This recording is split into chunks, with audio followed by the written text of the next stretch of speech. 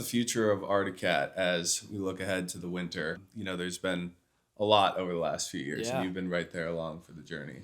Yeah, I think the stoke level is pretty high. It's obviously there's a big uphill battle to climb. Everybody knows the last few years in their history, but people are motivated. The people inside the walls are stoked about it. Brad and his team have made some pretty awesome additions and decisions, and as far as our racing goes, we're going racing, and yeah, it's gonna be good. It's definitely going to be an uphill battle and just keep chipping away at it. But I think people are excited for the future. Sweet. Yeah. Well, that's got to mean a lot to you. You know, I mean, as you look around here, you guys live and breathe Arctic, and that's multi-generational in your family, right? Yeah.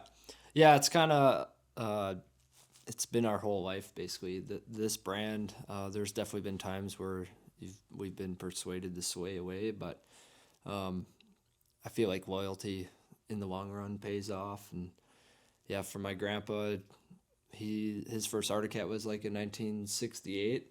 Wow. And between my grandpa, my dad, and I think we've had 200 and some new Arctic. So yeah, it's kind of been a family deal. That's unreal. What has your role been like in the changes here and on the development side and testing? And I mean, you put these sleds through their paces, and with all the new stuff coming out, new chassis, new motor, what's that process been like? Yeah, it's been fun. I think early years in my career, like we got to do development work, but it was more third party at Christian Brothers. And then when we switched up to Arctic during the Textron takeover, we switched in house to the Arctic race department and started working with engineering a lot more in house. And then we got to work on this catalyst a lot. It was like the first chassis I got to be a part of from the ground up, and they took a lot of our race input, and it's truly a kind of a work of art as far as trail, race, mountain. It all flows together. So they've used a lot of our input, and it's been pretty fun. That's sweet. Yeah, it's so different than any other chassis Yeah. out there. Um, and you guys being a big part of that development is so cool. What is when you're going to a new chassis in the race side of things? What's that transition like? Yeah, so with racing, our focus is durability always. Obviously, it needs to function better than the last one, right? That's the goal. A lot of it's just putting it through its paces so that the engineering team comes up with a design, and we kind of take it and run with it. When the Catalyst came out, for an example, three of us went to Cook City, Montana. I couldn't think of it for a second. And we did a 1,500-mile race pace, like 5-mile track, 3 4-foot holes. We did 1,500 miles in 3 days. The sled never shut off.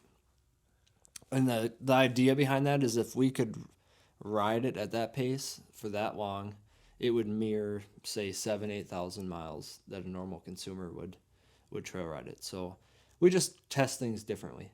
Yeah. And obviously they still do their things like normal, but that's kind of where our race input comes in, doing things that the snowmobile shouldn't do. That's wild that you guys got to ride those things harder than the average person, obviously. So to put them through their paces like that, that's some great field testing, for sure, to report back. I've always wanted to do some crash testing, for the mountain sleds, because I've definitely broken a lot of stuff over the years. But that's cool. So that had to have been like a big accomplishment to see the Catalyst get across the finish line and get out there to the consumer, because I know that was a process. Yeah, it was a long process, and some of it was touch and go because Textron was, and not that it was completely their fault, but they were ready to launch it, and then oh no, let's wait, and just kind of back and forth, so to see it get across the finish line, to get in the hands of consumers, and know that we pushed it, like the sleds that people are buying have been pushed beyond what people can imagine, and to know that and know that they're getting a good product is pretty rewarding. That's sweet. Yeah, I feel like in this in this age of rapid development and new things coming out each year, like the consumer just wants more and more and more. So when Cat kind of went through that drought where it's kind of the same Yep. sled year after year, not many changes, guys started to lose faith there a Yeah. little bit. So I think that was like a huge light at the end of the tunnel for Arctic Cat enthusiasts and just for the industry as a whole. Like I think when any one OEM makes an advancement like that, it drives everybody to do better. It does for sure, and it did get stale a little bit for a while there. The tough part for me, because understanding the sleds, is we had a good product. It wasn't like we were going way backwards. I mean, we were still winning on the racetrack with it. Pretty diverse mountain rider myself, and definitely could keep up with anybody around me. So it wasn't like we were going majorly backwards, but yeah, the snow consumer is a very tough customer. They want changes every single year, and the time frame those changes take is years. If you want to build a new chassis, you're talking years and years before they finally feel comfortable putting it on the snow. And Yeah. Yeah. When was the Catalyst first in development? Like when did you first see it? so I think the first sled that hit the snow was probably in 2021 or 22, that springtime sometime. Just two or three of them. Gotcha. Pretty hand built, crude pieces. And then the next year is when we really started riding them heavily. Had a couple test sleds. The race department had two of them, and my teammate and I got to race them here and there, and that was 2023. So that was the first major year of, you can call that like the final prototypes before production sleds. Gotcha. And on paper, even before then, right? Oh yeah, Yeah. You're talking. Well, the best example I have that I got to do is the Alpha skid frame. That released to the public in 2008, 2019. Yeah. I think the first square single rail I rode was like, it had to be 2015 or 16. No kidding. That was the first Yeah. version. And yeah, it's just a time consuming process because Arctic Cat's known for durability, right? And you don't get that reputation by putting stuff out too early and sacrificing that. So True. And you only have so much time to test Right. too. I've seen when your race season finishes up that you guys are out there like almost into the summer, Yeah. right? And Cook and these places that hold snow Yep. late in the season, just trying to get as much testing done as you can. yeah, it's even last spring, we didn't go out west, but the UP had snow that people didn't know about.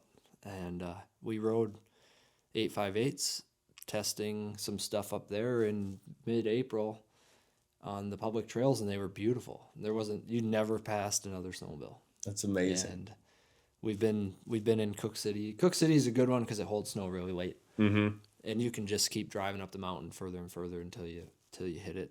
But yeah, I've rode my sled out there testing in June, no problem. There's been times where people are water skiing here, and I'm out testing a snowmobile. The best of both worlds.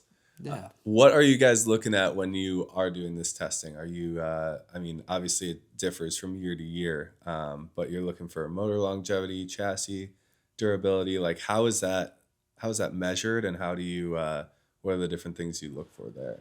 Yeah, so typically the stage that we come in at is like the final durability runs. The engineering team, they have the chassis where they're completely all wired up and they're collecting data and inputs on every moving part, and they get through that stuff, and then it's like, okay, boys, here's the product. Like, we need to know what it's going to survive through, and that's where we come into it. It's mostly like a year or two from production is when we get to ride it, and we'll just to run through like a quick day. We start in the morning at sunrise or whatever and cook, and you go up, get the trailer warmed up, and start working on sleds. Kind of the night before, you do your comb through, like you tear it down to nothing.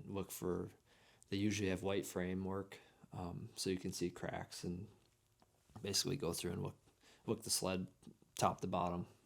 take notes, inventory, tag every part that's broke or what looks like it's wearing. So then you hit the snow mid-morning when it gets soft, because you know how hard it is. It's brutal, and you're trying to keep it realistic, right? Not just ride concrete. Right. Yeah, So- because it's like that in the springtime. out Yeah, there. it's like driving on pavement or concrete. But so when it warms up, we hit the snow and you just ride. Like typically you have 2 or 3 guys and you bring gas up on the mountain, and the sled doesn't shut off between driver switches, and tank of gas and then tank of gas, and you just go and go until it's dark, come back down, cook in the trailer. One guy's cooking and 2 guys are stripping sleds apart, looking for broken stuff. Dude, that's gnarly. Yeah, it's way more work than racing. Really? Yeah. Yeah. Usually you can't walk by the end of the week. You're so beat up and sore because your goal is to break the snowmobile. I mean, I've broken them in half. Like, go out there and don't come home till you find the weak point. Wow. So that's kind of our job, and it's usually a really small group. It's been myself and maybe two other guys, and Ben Lungus, our lead engineer now for the performance side. He's been a lot of fun roping us into it, and he can ride and push the sled himself, so it makes it fun. We're not out there by ourselves. Yeah. Just pounding, Yeah, that's huge. I feel like all snowmobile brands start this way, but Cat especially, and the legacy of Cat, it's truly like a company made up of snowmobilers, and I think that's one of the coolest parts of the brand. It is. When Brad and his team came out and said riders rule, it 100% was the truth. I mean, everybody in there rides a snowmobile. They have a pretty cool, like, I can't call it rental program, but like where the employees can borrow a sled for the weekend in Thief River and they can go ride, and yeah, people love snowmobiles. It's not just a factory where they're doing their factory work and they go home. Yeah. They're pretty passionate about it. So that riders rule saying it's pretty legit, which is cool.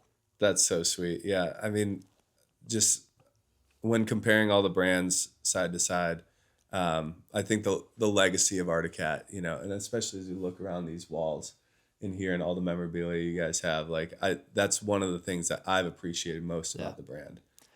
Yeah, and this is, a small room, and the amount of people that have collections like this, or the passion is tenfold to the other brands. And I have nothing against any snowmobile brand. I mean, we need them all.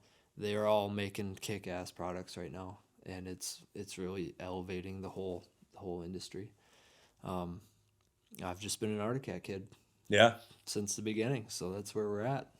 Yeah, let's talk about the beginning and how you got into racing, because I know you posted something recently where your mom had to sign like your first contract, right? Because you weren't old enough. No. So growing up here, obviously Jack and I got to grow up together, and got to ride snowmobiles at school and do that stuff. But it all started, my dad raced for cross country more locally, and was on the race program for Cat, and that's kind of where he always wanted to push me there, but never, he let me kind of choose my own path. He never pushed hard. And my biggest downfall was I was shy and didn't want to talk to people, and I didn't race. I wouldn't race because I was afraid if I won, I had to talk in a microphone and do something like this. So he didn't convince me to race till I think I was 14. And we just went up to a national cross country race, and that's what he did. He's like, let's just try it. And I went up, and I think I got 3rd or 4th in juniors. Nothing to write home about. And it's like, okay, that was kind of fun. And then, so that would have been 2010, 2011. Okay. 2012, had a 600. I guess we did one season with my 500. So 2011, we did a season kind of partial. Went to some of the races, started to do good in juniors, win juniors. And next year, just went to a few races, and I must have been 15. and you had to be 16 to race the 600. That was the rule. So I turned 16 at the end of middle of the winter in 2012. So I got to race semi-pro for 2 races. And I got, I think, 2 second places in semi-pro.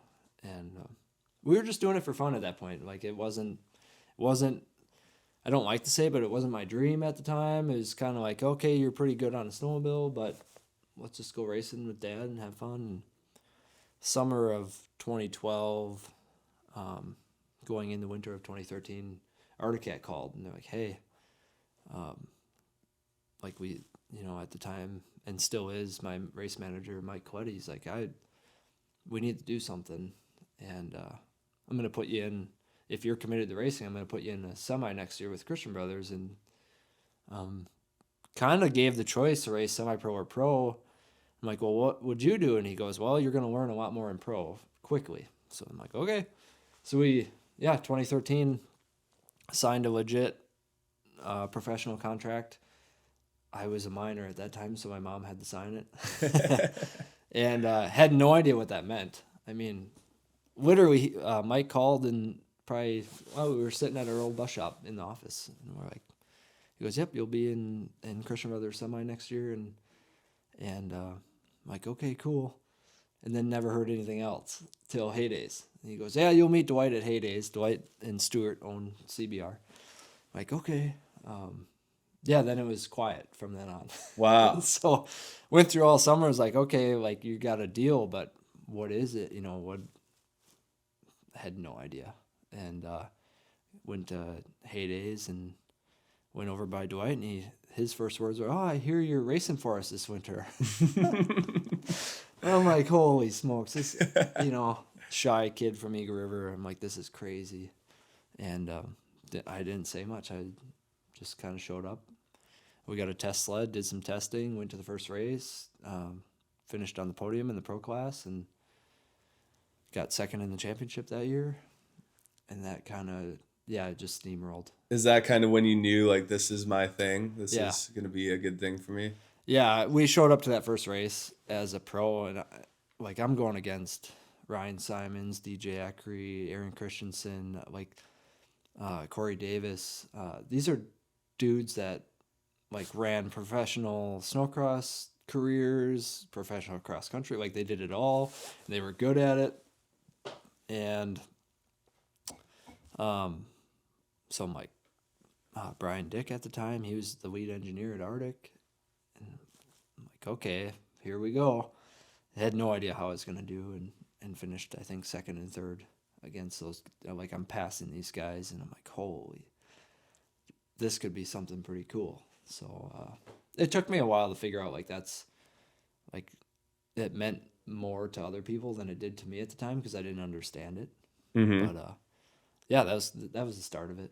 Yeah, I'm sure the more that you saw and the more races you participated in and just being around the community more, the more you started to appreciate it too.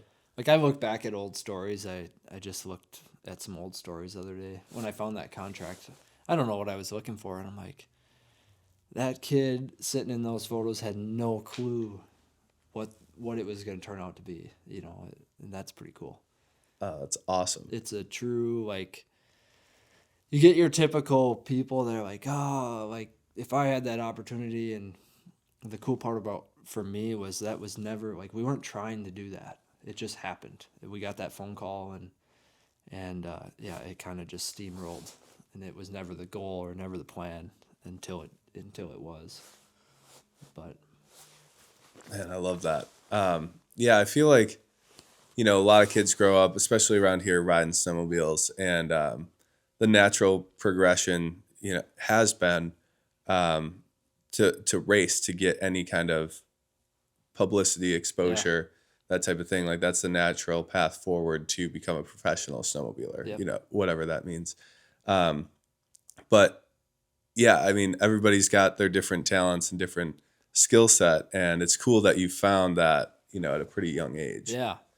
Yeah, it's there's always those times where you look back and you're like, oh man, if I would have known that and what I know now, I probably left a lot of stuff on the table. But that's just, there's no textbook on how to be an athlete, right? Right, especially in power sports. Yeah. And you guys have learned that. I think I've asked you as many questions as vice versa. You know, it's, well, how do you structure this? Because nobody tells you that stuff. No. So the industry's changed a lot. Like we talked about earlier, you went from when I started, if you want to race, that's it. Like you got the deal. And now people don't even know your name. They don't need to know your name associated with racing, and you can make a pretty sweet career in snowmobiling, which is pretty neat. Yeah.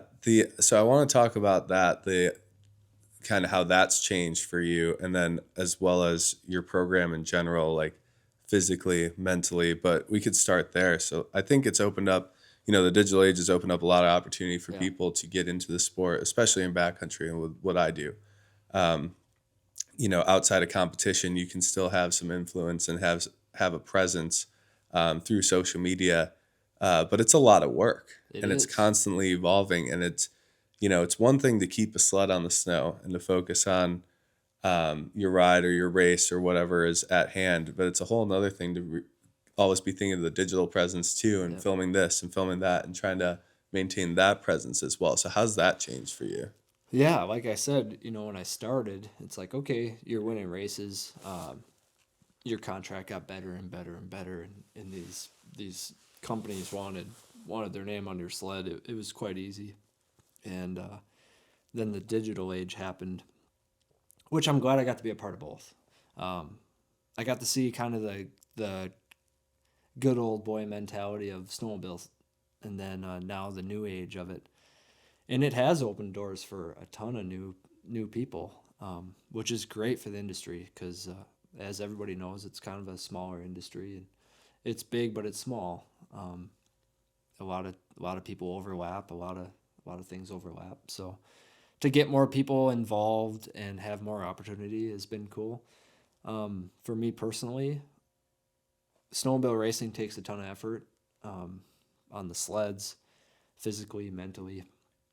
So it added a factor to it that we never had to worry about before.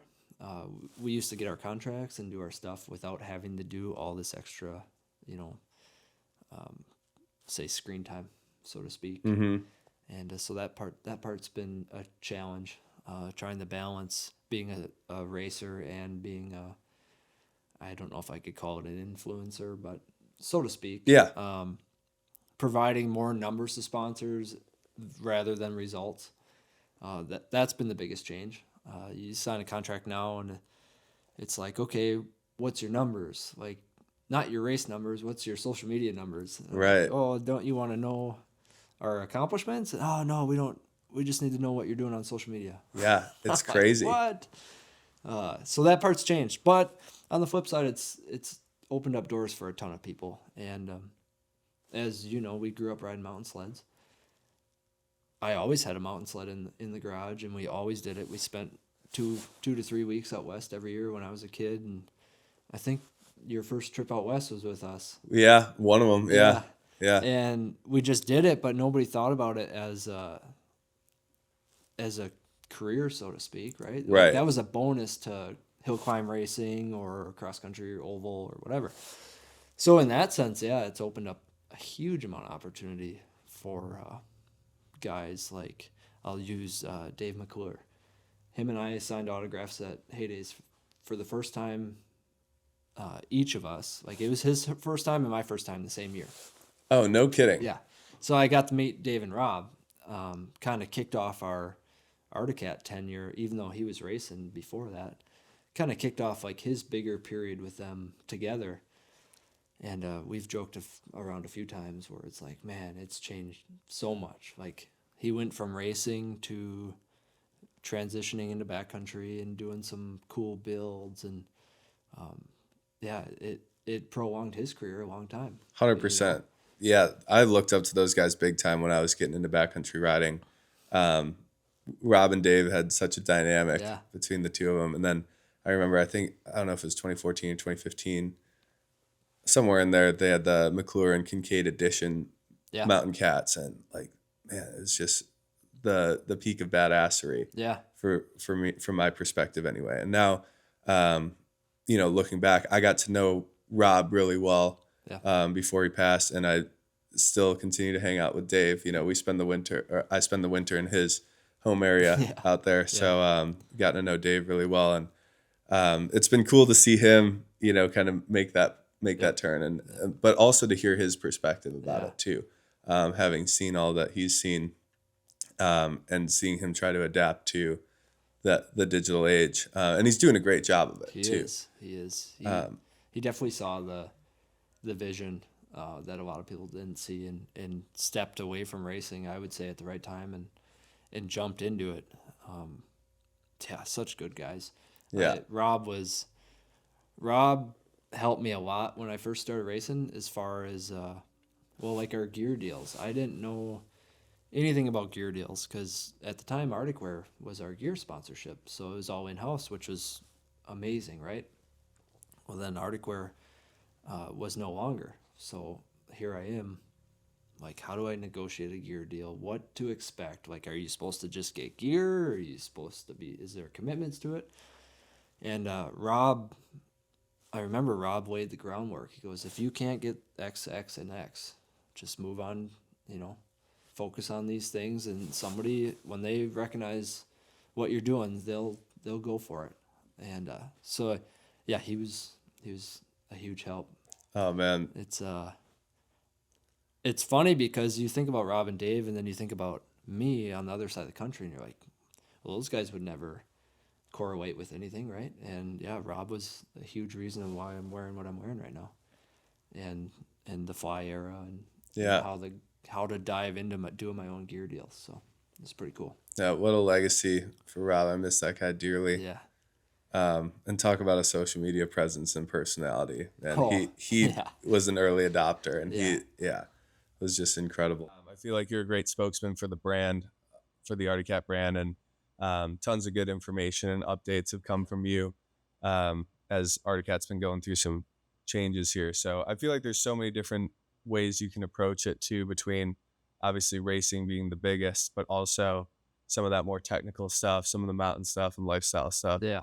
that you get into as well, because you're a man of many hobbies too, right? Hunting and being on the water and For sure. all that. It's that part's been tough. So when I first started doing social media, I'm like, okay, I don't want to just be the snowmobile guy, right? If I didn't have a career in snowmobiling, I'd have a career in duck hunting.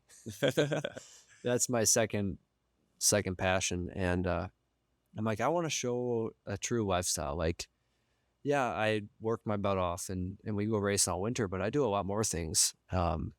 Ride a mountain sled every chance I get, which unfortunately the last few years hasn't been very much, but always used to build supercharged sleds and build cool sleds for 1 week out of the year and just go send it. But I kind of went down that road of showing lifestyle, and unless we posted about snowmobiles, we didn't get any interactions.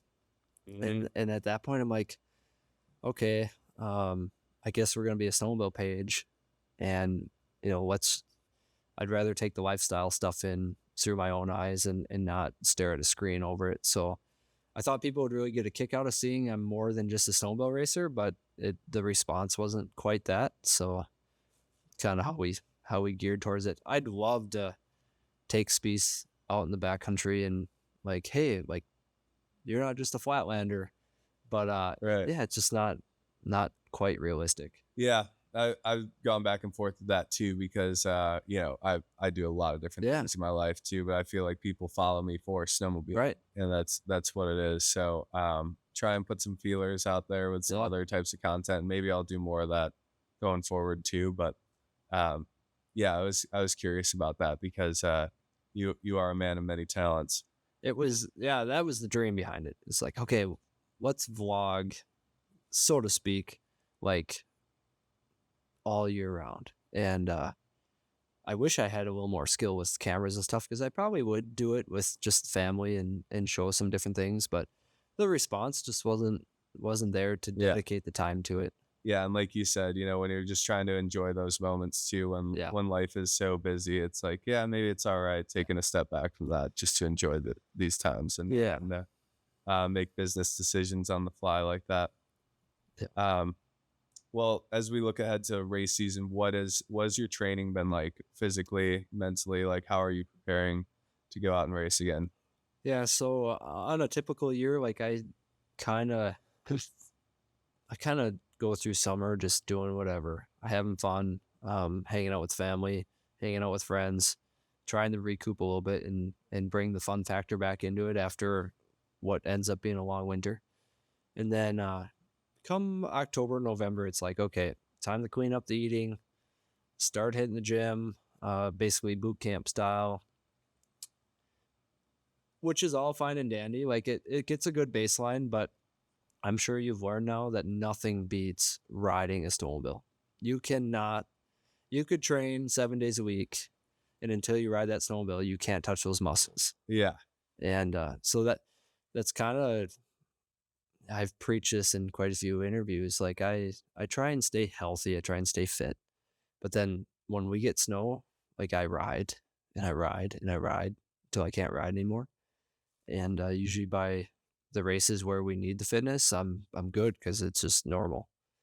Yeah, there's no substitute No. for being on a sled. I mean, I train hard, especially in the fall coming into season. And that first day, I have to like peel my hands off the grips, Yeah. arm pump so bad. Yeah. And then can just barely walk. No, and afterwards. you get up the next morning, you're like, holy moly, Yeah. I just got hit by a bus. Yeah. For real.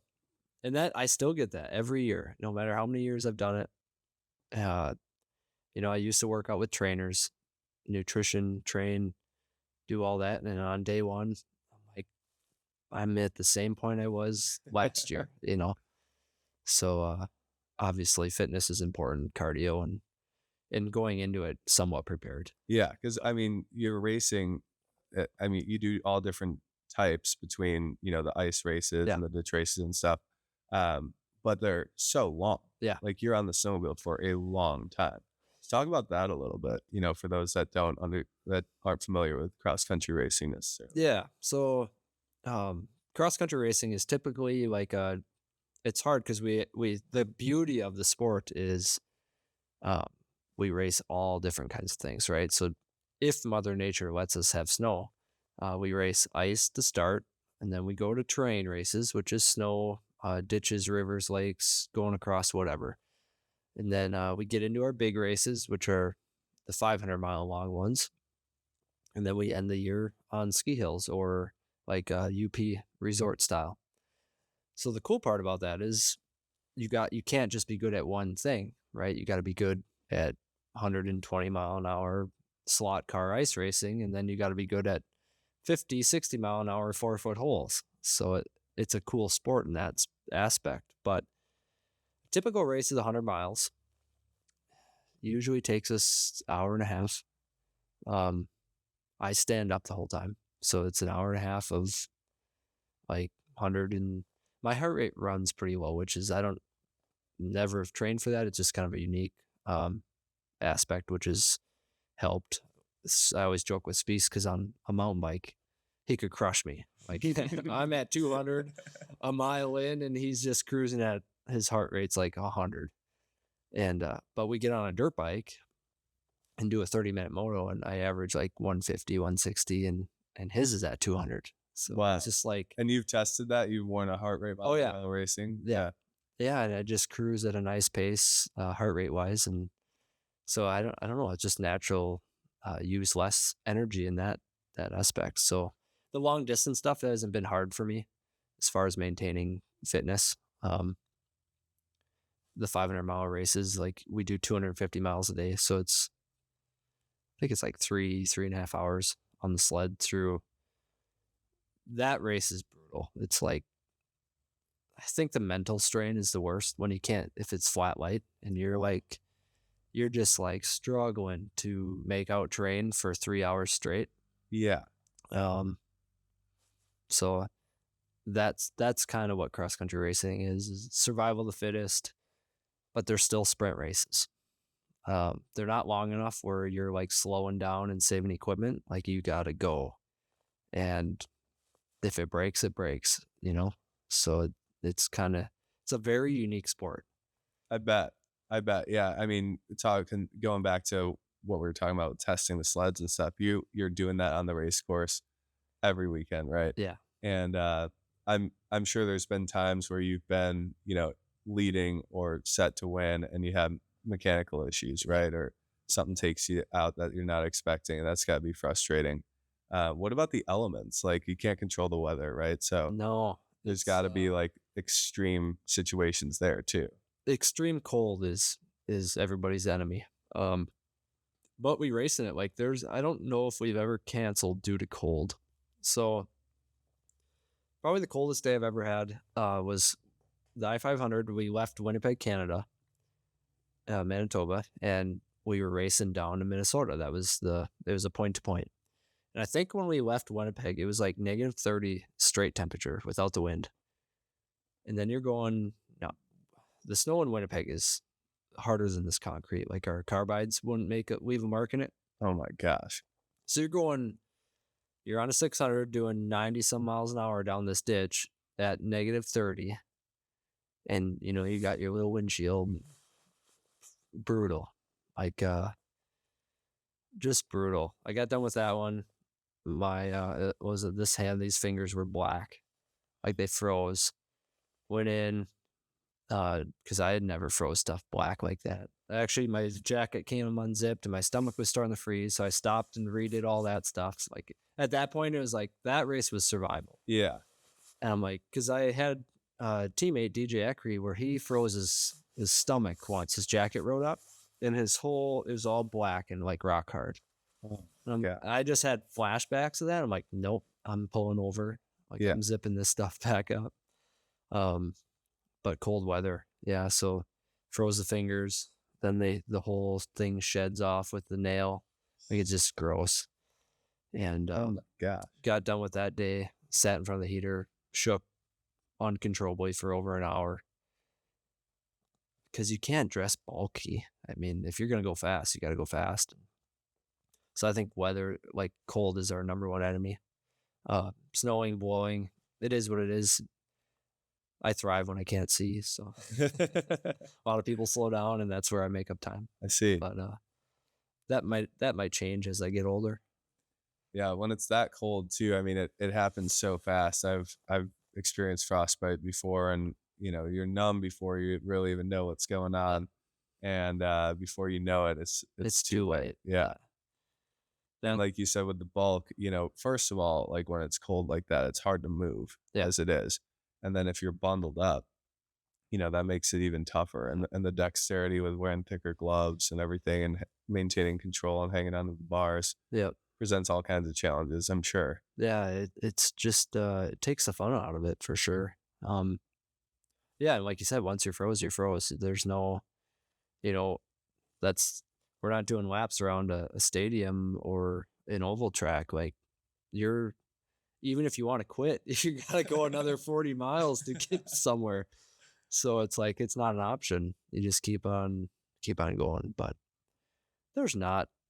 it's pretty rare to have that situation. And we get better muffs, better technology every year. Yep. Rocks keeps us in check with products for that. So yeah, those guys are great. How does setup change, depending on the conditions for the sled? Constant. Ice racing's the worst. So that's like our ice races are like a setup game. The best guy, best setup that day typically wins the race. If you got top speed and a good handling sled. Ditch racing's different. You got a baseline. You fine tune each day to the snow conditions, whether it's high speed chop or big holes. But ditch racing is more of a talent rider based type of race, where the ice racing's there's guys that typically wouldn't competing for wins. Gotcha. So it's a different type of sport, so to speak, within its own, it's kind of its own little series. And then he moved to the snow.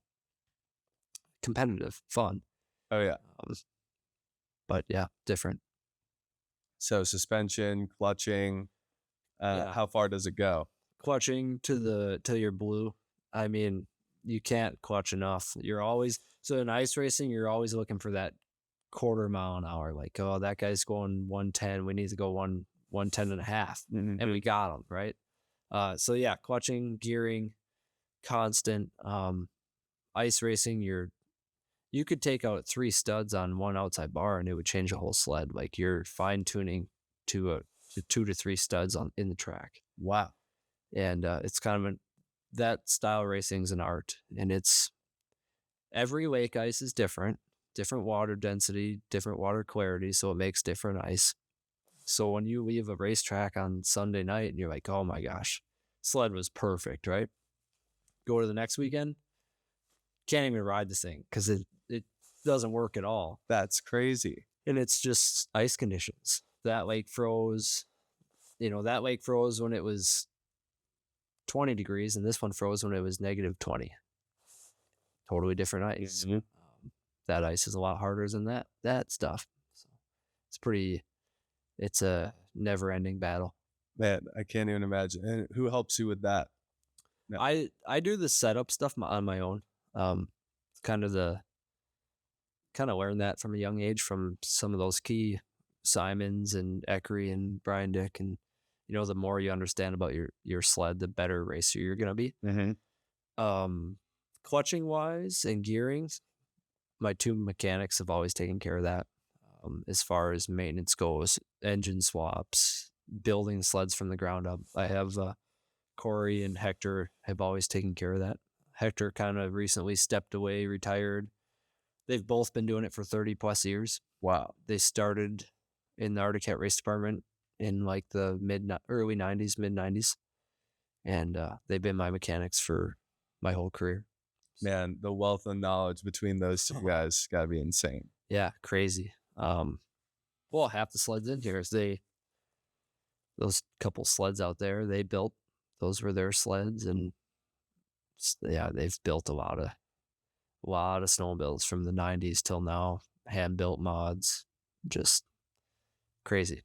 So That's so cool. wish they would write a book, but Yeah. they're probably not in. Yeah, talk about your collection here and some of the sleds in here. You guys have just a huge collection of Arctic Cats. Yeah, you have to pan around, but to our right here is like 1978 to 1981 Snow Pros. So the Snow Pro era of racing was like the first heydays of contract, big money racing superstars, and Arctic Cat and all the other manufacturers built race specific sleds. These were built on the line, on the factory line, and sold through the race department. So Wow. Super rare. That Army one and the number 1 sled here, they only made like 25 of those each. They made 100 of these 80 with these 80s, so they're pretty rare. And that's insane. Yeah, behind you, TNS Racing was Arctic Cat's factory team in the 90s. So Brian Sturgeon, Daryl LaPlante, a bunch of snowcross guys, they kind of built. So it'd be like the modern Star Racing Yamaha team, right? So they housed the riders, they built the sleds, they built 30 of them for Arctic Cat to sell, type of deal.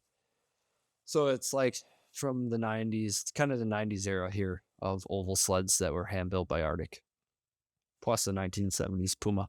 Yeah, that thing's beautiful. Yeah. So what's it been like? You got a couple boys now. Yeah. And I see Ben's out riding. Yeah. His mini. What? 120. Yeah. Yep. Is it a kitty cat? That one's a 120. Okay. Yep. Cool.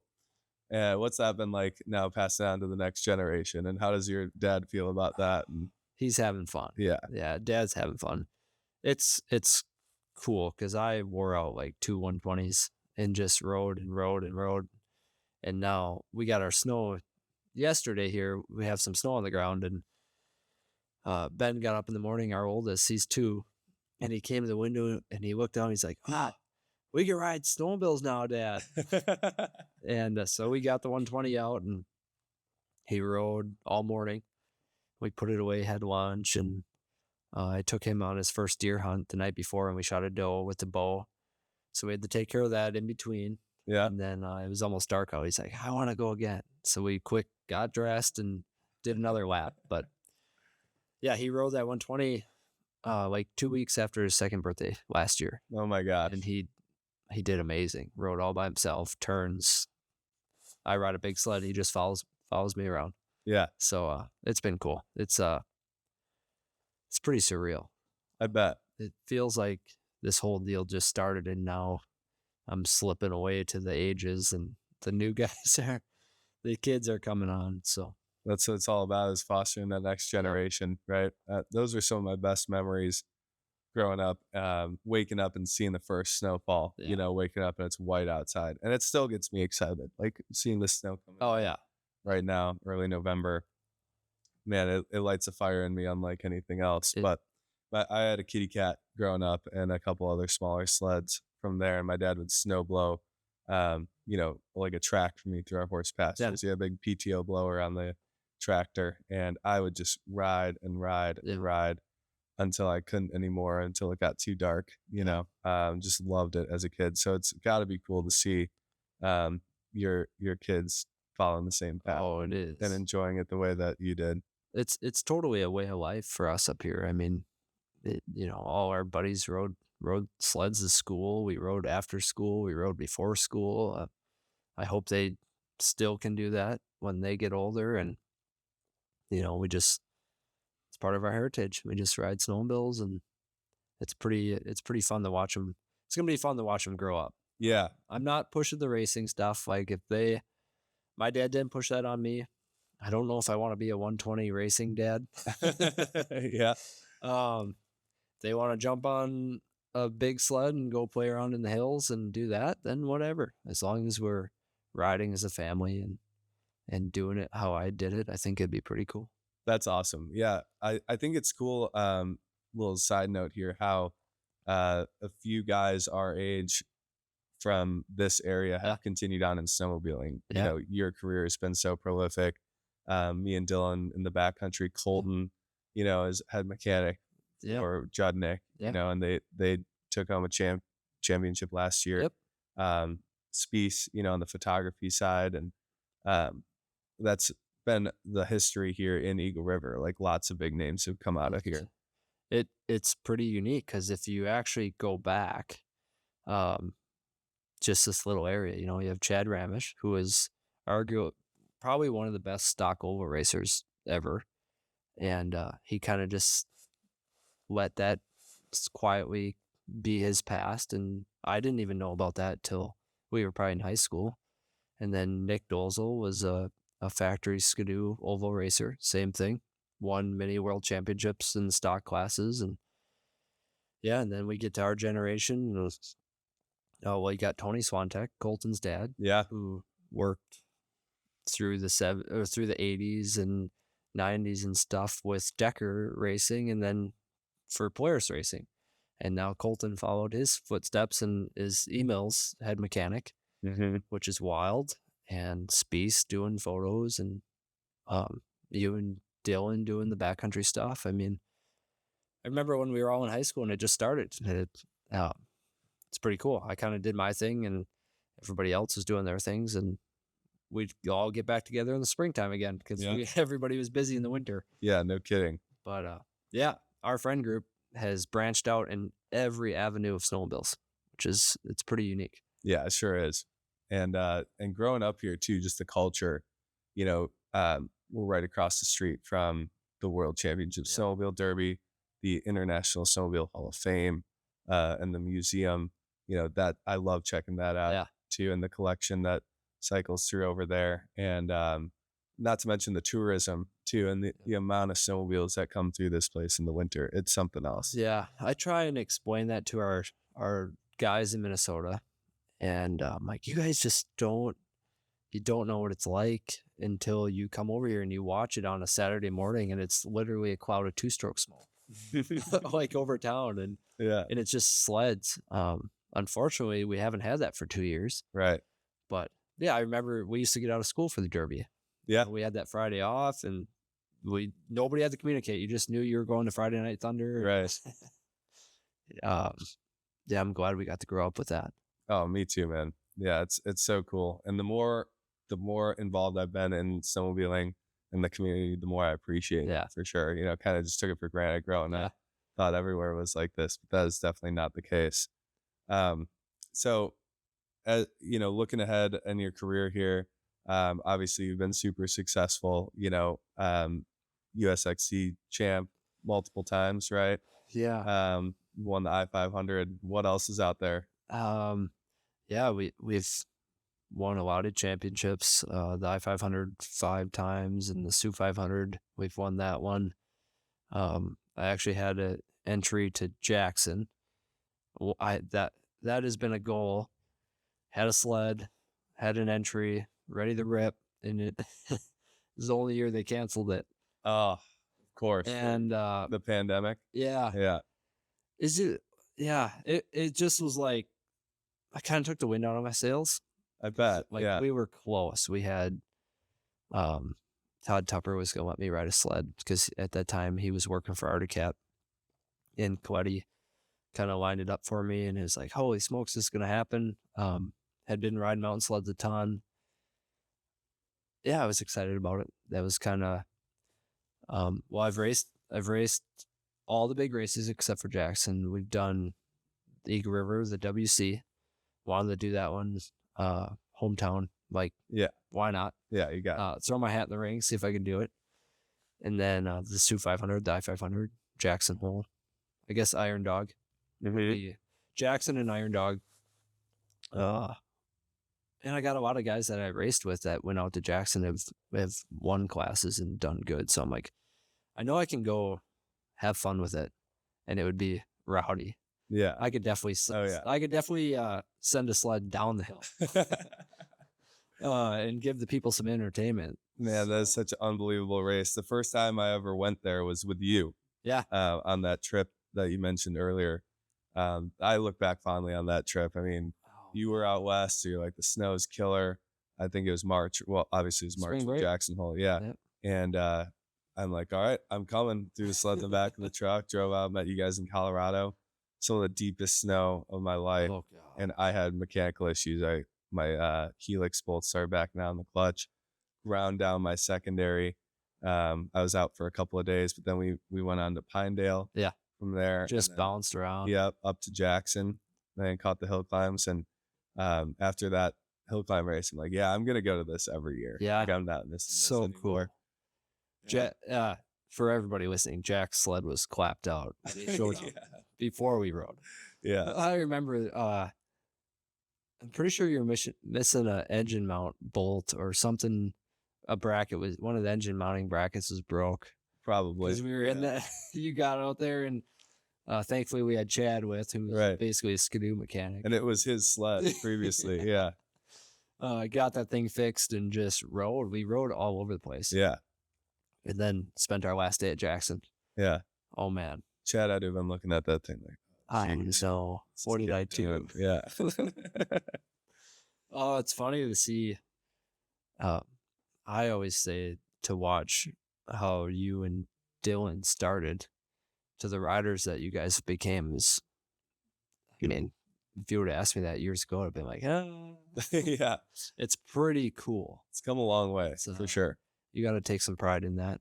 There's a lot of skills learned, and it's pretty neat. Yeah, well, it's seat time, Yeah. There's, like you said, there's no replacement for riding, just actually riding snowmobiles and getting that seat time. And been fortunate enough to have a lot of that. Yeah. I've dedicated my life to it basically at this point. And that's what it's taken for me, working hard all summer just to be able to afford the lifestyle and do it all winter without knowing if it's going to pay off. Well, it certainly has, Yeah. Then you guys have proved to the snowmobile world that other people can do it, and I think you got to take some pride in that. Like, you showed it from scratch to now. It started as just a couple guys riding snowmobiles for fun with their buddies. And made it to the top. Appreciate that, man. Pretty sweet. Yeah. It's been so cool, and everyone in this community is so cool too. Yeah. Like, that's one thing that I always go back to is like, the experiences are unbelievable. I get to see so many cool different places, but it's really like the people that I get to ride with and the hundreds of people that I get to ride with that really do it for me. Yeah. Yeah. And they all share the same passion. Yeah. So I always say it's like a big, small sport. Yeah. I'm sure it's the same thing in racing too, even more so. It's I mean, I'm sure there's some competition, but it's gotta be mostly friendly competition, right? That's the beauty of one of the reasons I chose cross country was it wasn't as cutthroat as the other ones. It was more um, veterans who understood respect and like, hey, if you're gonna come here and race, we're racing at a professional level, and then you got to understand that and respect it. And so the racing was always good. It wasn't cheap shots, wasn't dirty. You could trust the guy next to you because we're going 100 and our mod sleds do 120, 121, and you're fully loaded with ice picks and you're going into a hairpin corner at that speed. Well, if a guy runs over your ski tips, you're dead. I mean, Yeah. you have no chance. And yeah, I can walk into, I don't have any enemies, but I could walk into my worst enemy's trailer and ask them for a tool and they'd give it to you. Like, while you're breaking in belts, and so you're pulling over, and there's always other people up there, and every single person almost either slows down and gives you a thumbs up or pulls in like, hey, do you need any help? Or it's a great community of people. Yeah. I mean, you can't beat it. I mean, I can't speak on too many other sports, but I think it's a pretty special one. Yeah, I agree completely. Everyone's typically down to lend a helping hand. Yeah. See the same thing in the backcountry too.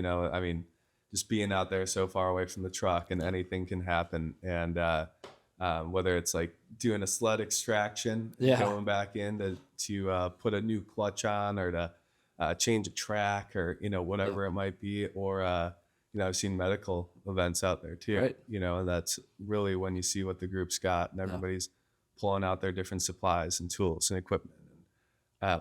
It's sometimes things like that really make you see the true power of the group mentality and the snowmobilers mentality.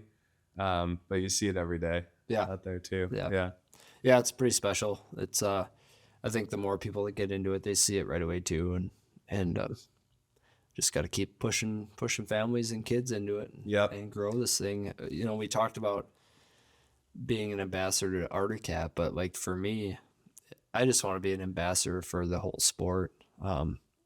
No brand loyalty stuff, just like as long as you're riding a snowmobile and you are learning about the sport that I've fallen in love with, like that's the goal, Yeah, me too. And we go back to the social media stuff and the struggle there, like social media isn't my natural thing to do. And I, personally, I don't know if I would be as involved as I am if it wasn't for snowmobiling. But I do see the benefit, not only personally, but for the sport. If we can have more content out there about snowmobiling, I think it's going to get more people into the sport and get more people engaged with it. I look at the Drive to Survive show about Formula One. Yeah. And the effect that's had on that sport. I just went to my first Formula One race, partially because of that. I've got a couple friends that are really into it, and that's just exposed a whole different side of that world that you wouldn't otherwise get to see. And I'm aspirational for stuff like that in snowmobiling. Yeah. And digging into more of the personalities behind the sport, and that's why I wanted to start this show. As part of it. Yeah. But yeah, I think the more content that's out there, the better it is for snowmobiling as a sport. And the sport isn't a right. I mean, with a couple of bad winters, we've seen the effect that's had on the industry. So I think now more than ever, we need to band together to continue pushing the sport forward and getting more people involved. For sure. Every new idea that people have like this, what you guys are doing up north, it's all going to help. I mean, I was the same way. I didn't even hardly know what F1 racing was. And I watched a season of Drive to Survive with my wife, and we were hooked. And now I don't miss a result. I mean, there's no reason we can't do that stuff in this. Our audience is just smaller. Mm-hmm. And there's a lot of opportunity to hook this young generation on the idea of riding snowmobiles. Maybe not the racing, maybe not the backcountry, maybe not anything besides going for a 20-minute ride down the trail. Yeah. You know, our there's people doing good things. What you guys are doing in the UP, and like I'll use Steve Hamilton as an example. Oh yeah. With North Coast Adventures, they got a whole fleet of EV side-by-side rentals, right? Well, I recently did some work because we're going to race up there for the cross-country circuit on their property, and yeah, he said they rent to a totally new customer because they're EVs, and they get these people to do a 2-hour ride, and all of a sudden, hey, out of the 5 that went, maybe 2 of them will buy a UTV. You know? Wow. And you're tapping into a whole new customer. Yep.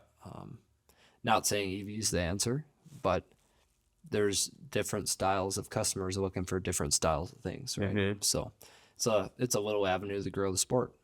Yeah. I want to take a side note and talk about the EV side of things. Like, do you ever see potential for that in snowmobiling? I don't.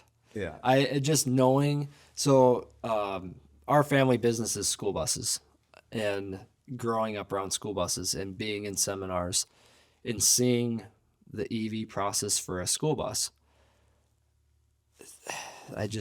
cold weather is a killer. Yeah. There's school districts south of us that can run them. Up here to run heaters and do all that, you know, and yeah, it cuts your life in half. Well, now you take a snowmobile out into the middle of nowhere, and if it dies, what do you? Yeah, your life's on. I think batteries and technology have to continue to go way further. Yeah. Yeah, there's places for EV stuff, power tools. Right. Yeah. And like yard work and yeah. stuff like that, you know, your weed whacker, your leaf blower. I could totally see applications there. But yeah, when your life's on the line, and the cold weather and everything involved with snowmobiling, yeah, the tech's got to come a long way. I think it's, you know, it's cool to see what's happening on the dirt bike scene, you know, and the Starks and those electric bikes and what guys are doing with those. But yeah, it's got a long way to go before it hits the sled. Yeah, I'm a gas guy through and through, obviously, but I do think there's a place for them. Electric dirt bikes. You know, there's a lot of neighbors that don't like dirt bikes, and maybe that dirt bike track can stay open now because they ride electric dirt bikes, you know, or electric snowmobiles. Maybe it'll mirror what Steve's doing up there and pull in a totally new style of customer. Yes or no, maybe, who knows, you know, don't have the answers to it, but I know any chance you can pull in a new customer it just steamrolls from there, right? Their buddy buys one and then their kids buy them. And yeah. So, well, going off that, you know, and looking at all these chassis around us here, do you think sleds are like reaching their peak form now? Do you think there's much left on the table in terms of advancement, or where do they go from here? I think there's chassis wise, without changing the technical definition of a snowmobile, I mean, I think they could probably get lighter and more modern shaped, but you still need a track and 2 skis. Otherwise, it's not a sled, right? Mm-hmm. So maybe some more foreign materials will come into play. My opinion is suspension will be the next big, you know, my biggest thing with Fox and who we work with is how do we bring like trophy truck technology into a snowmobile? You know, those trucks are going through 5-foot deep stuff and the cab never moves. Yeah. So how do we advance our shock and suspension technology to that next level? In my opinion, that's where you're going to start to see changes. As the big bodied, all the bypass valves, everything shrinks on a big truck, you know, and all of a sudden, oh my, we can fit this in a sled now. Maybe we're going to start to see some pretty cool stuff. Mm-hmm. Maybe not, you know, maybe it'll never get that small to fit, but, of course, every time they design a new snowmobile too, it's like, man, who thought of that? Right. Like the Catalyst, I mean, it looks totally different than the last Arctic Cat. It's like, who sat down and just started piecing that thing together, you know? Yeah. So there's always somebody with a vision, and who knows when the next new one will be. Yeah. I don't know. That's why we're not the engineers. Yeah, that's why we ride them. Yeah.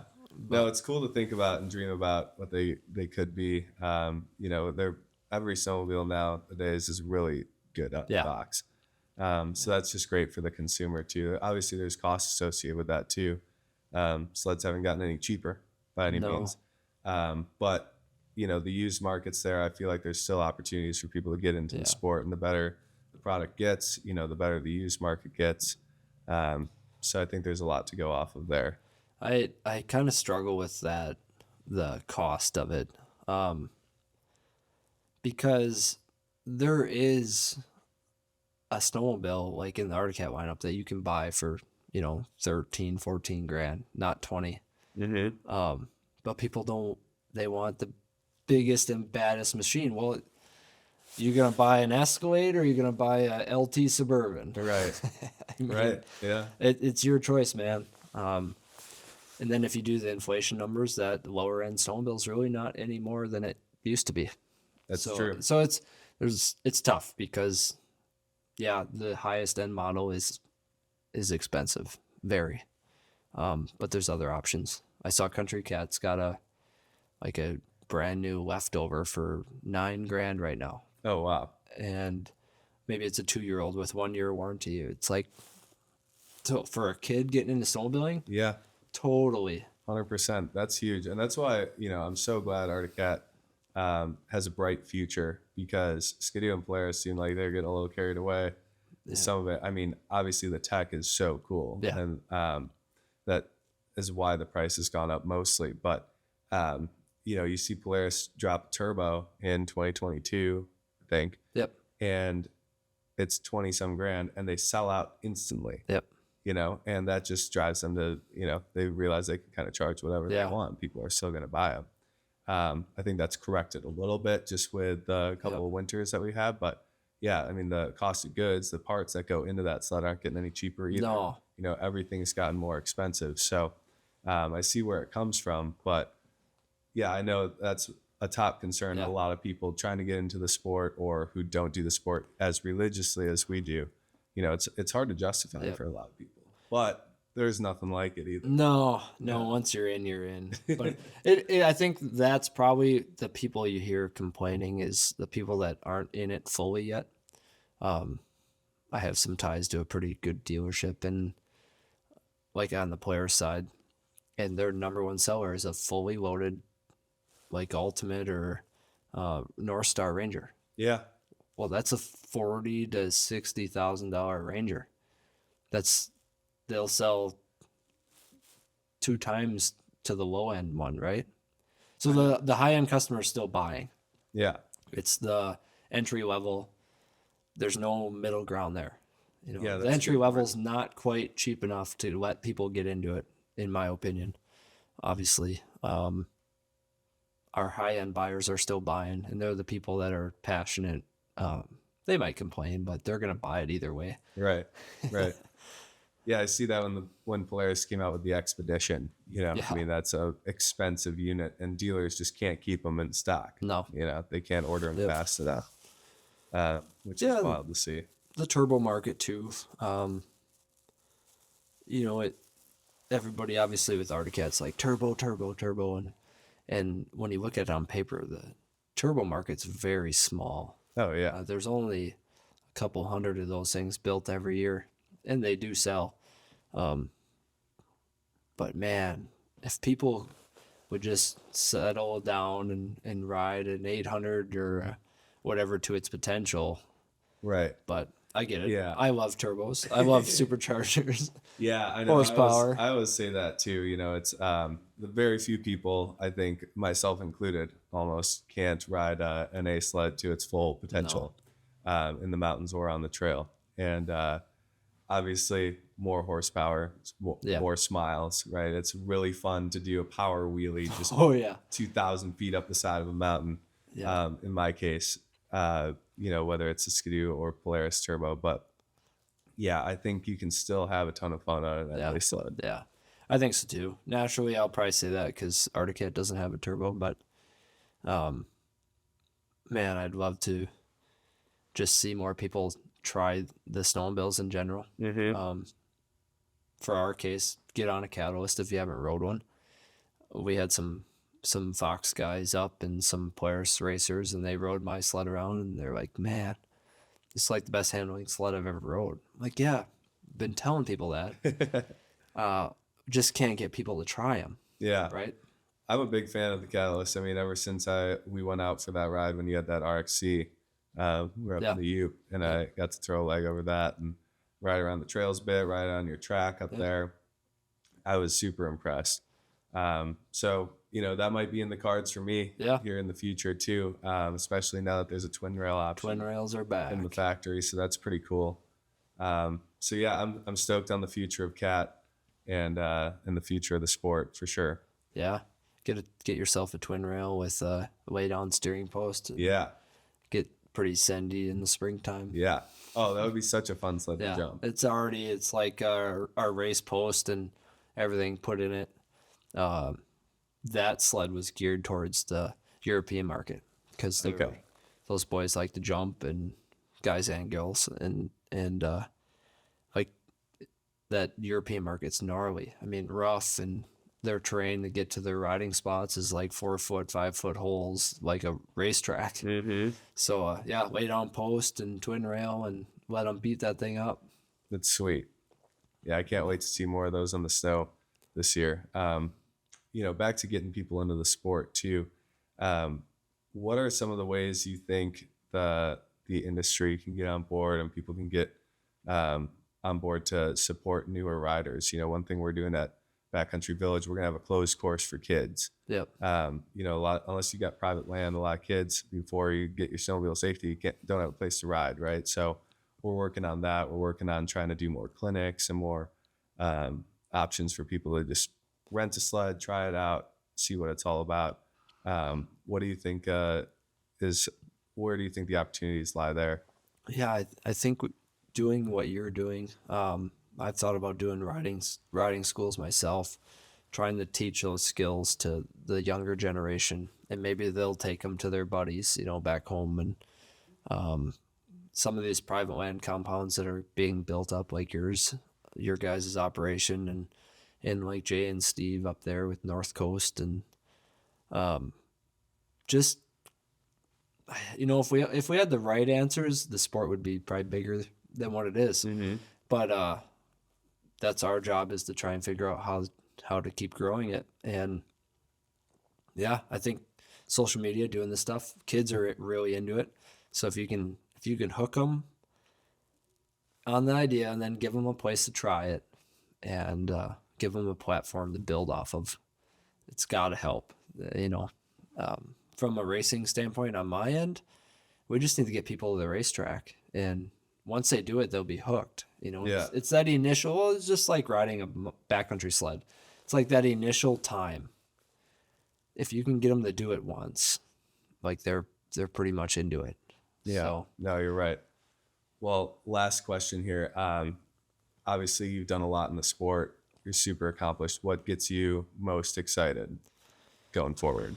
I still love to ride my snowmobile every day. Doesn't matter if it's a race, meeting up with the boys, going riding mountain sleds, literally going to ride for a pizza nowadays down the trail. I'm like, I'm into it. I'll go 30 miles an hour and cruise. I just love to ride my sled.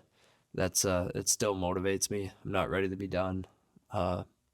We got some records that we need to beat. We're close, tied. So I got to go till we bust those. Let's go. But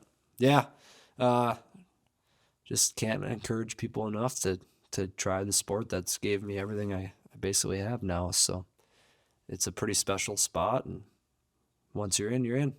Absolutely. Well, looking forward to getting out on the snow with you this winter. Yeah. Hopefully we have a few opportunities here in the UP or out west. Heck yeah. We got a sled on order, so if we get a break from the race schedule, we'll be on a mountain sled a little bit. Sweet. That'll be fun. Hell yeah. Well, Zach Herfindahl, thank you so much. Yeah, thank you guys. Thank you for listening to this episode of Live Free, Ride On. I'm your host, Longtrack Jack, and if you made it this far, well, you're a real one. If you'd like to support what we're doing, check out the sponsors in the description below. Thanks for tuning in. We'll see you next time. And in the meantime, think snow, live free, and ride on.